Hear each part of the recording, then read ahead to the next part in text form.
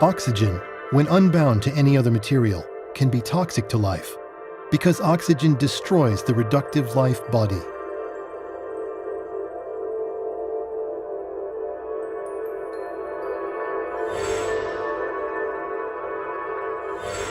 Therefore, the first photosynthetic organisms would have been anaerobic microbes, which produced no oxygen.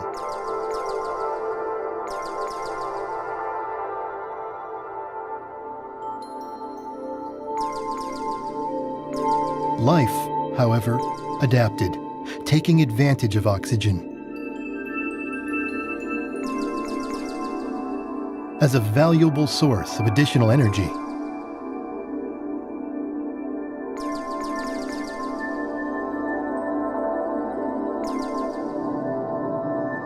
This development resulted in the appearance of cyanobacteria.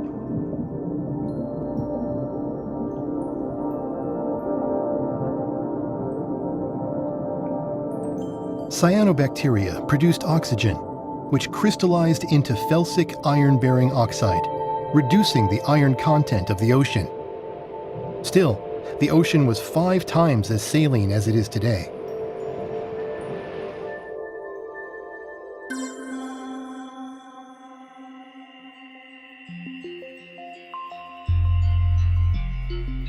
As the Earth's interior cooled, old slabs of the primordial crust, resting at the bottom of the upper mantle, fell into the lower mantle.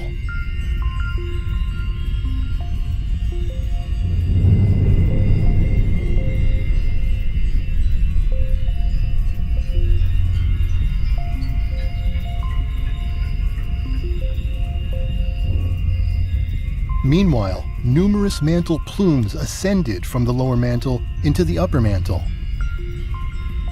This phenomenon is known as mantle overturn. Mantle plumes pushed the basaltic crust upward, generating landmass.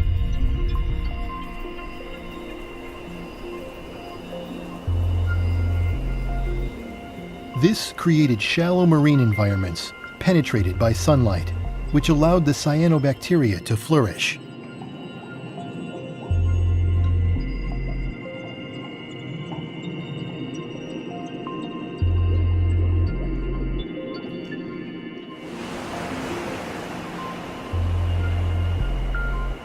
The oxygen produced by the cyanobacteria gradually altered the Earth's atmosphere.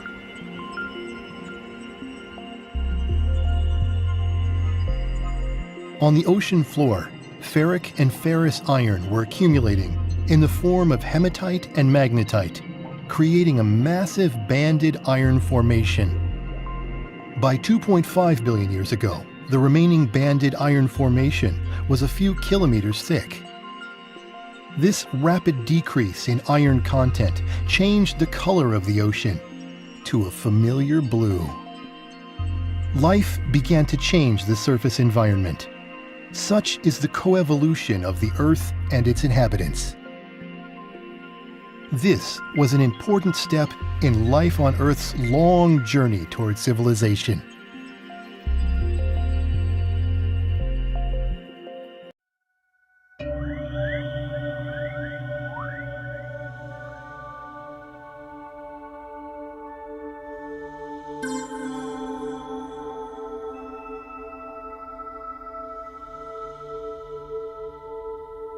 A collision between the Milky Way and a nearby dwarf galaxy produced countless glowing stars.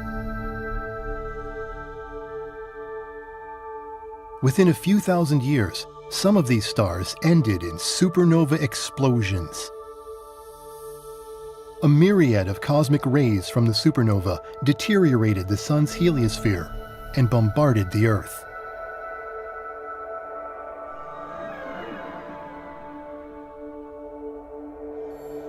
These cosmic rays helped generate cloud condensation nuclei, which produced more and more clouds until the Earth was completely blanketed with them. The thick cloud cover prevented sunlight from reaching the surface of the Earth.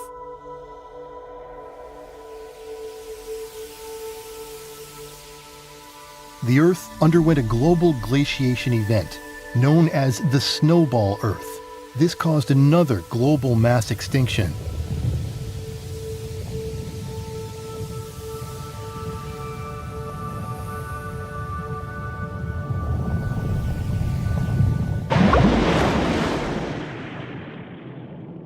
But once again, some life survived yet another difficult period beneath the ice sheet.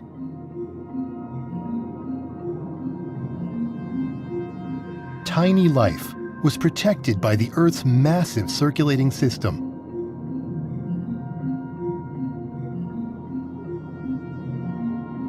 And the Earth is similarly held in place by the solar system and the expansive universe.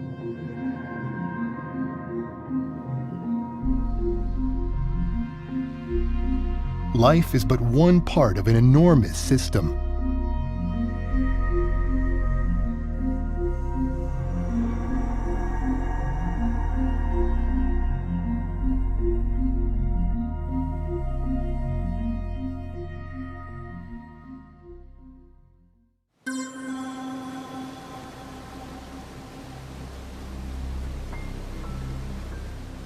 The prokaryotes survived the snowball Earth, evolving into more complex life, such as endosymbiotic systems living together inside cells. They formed mitochondria and chloroplasts, which allowed them to get more energy from oxygen.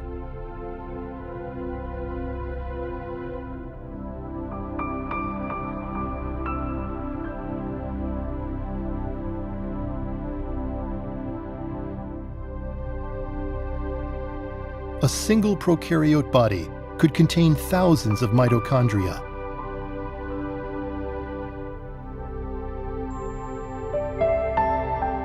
A nuclear membrane formed, protecting DNA from the oxygen-dense ocean water.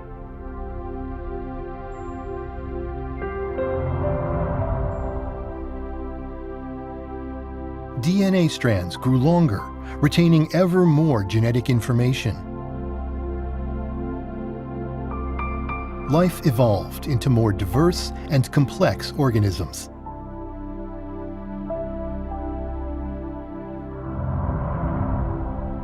At long last, the eukaryotes appeared. The eukaryotes grew 1,000,000 times larger than the prokaryotes. In theory, everything inevitably falls into disorder. And yet, life is orderly and increasingly complex. Life seems to continue evolving, undeterred by universal entropy.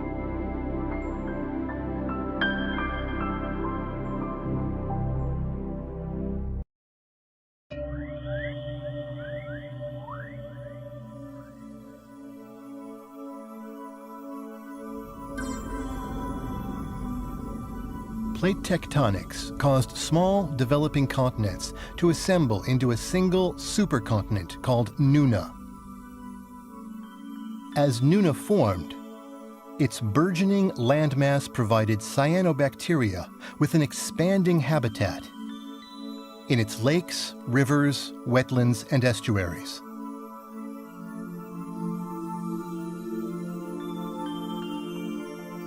Cyanobacteria produces free oxygen through photosynthesis. At that time, however, most of the free oxygen produced was consumed in decomposing dead cyanobacteria, so very little free oxygen accumulated in the atmosphere. On land, however, dead cyanobacteria got buried under sediments.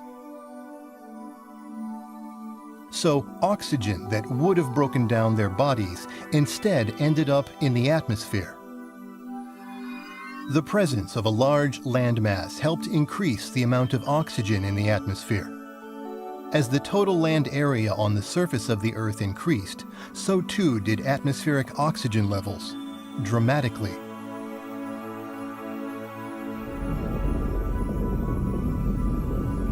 Over time, the Nuna supercontinent broke up into smaller continents. But once again, plate tectonics reassembled a supercontinent, this one called Rodinia in Equator region. Slabs of oceanic plates subducted under continental plates gradually accumulated in the mantle transition zone. Eventually, these slabs fell down into the core. The slabs cooled the outer core, changing the flow of electricity within. As a result, the core's dipole magnetic field transformed into a weaker quadrupole magnetic field.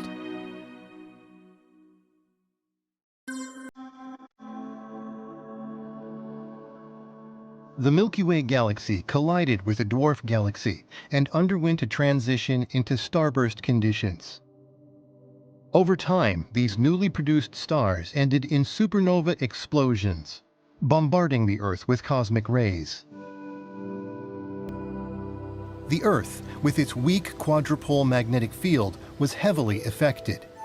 Clouds covered the entire Earth, and ice covered its surface. A series of supernova explosions occurred. Long periods of extreme heat were punctuated by shorter periods of extreme cold. In the extremely cold periods, oxygen in the atmosphere fell to Archean eon levels, causing mass extinctions. These mass extinctions, however, created great opportunities for life to evolve into something completely new. Repeated influxes of cosmic rays and drastic fluctuations in oxygen levels. These environmental changes caused genetic mutations that accelerated the appearance of new species.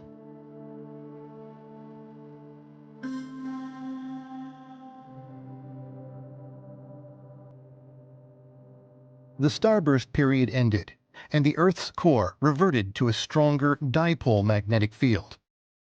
Ongoing photosynthesis returned the oxygen in the atmosphere to previous levels. Meanwhile, the inner Earth was gradually cooling down. When the inner Earth is hot enough, the components of water trapped in minerals in the oceanic plates are released to the surface environment, and the seawater level is unaffected.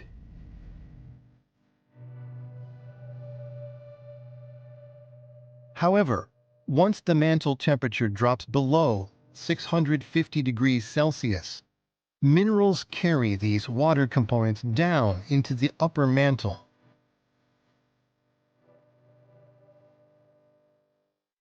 Meanwhile, on the surface, deprived of the components of water, sea levels gradually decrease. This is known as the leaking Earth phenomena, which is inevitable on a cooling planet.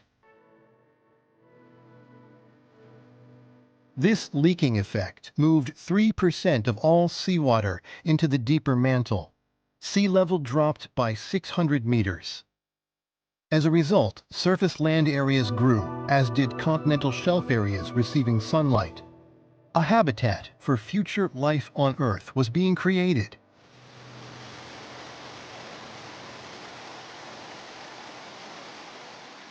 Rivers carried nutrients from the inlands down to the continental shelves.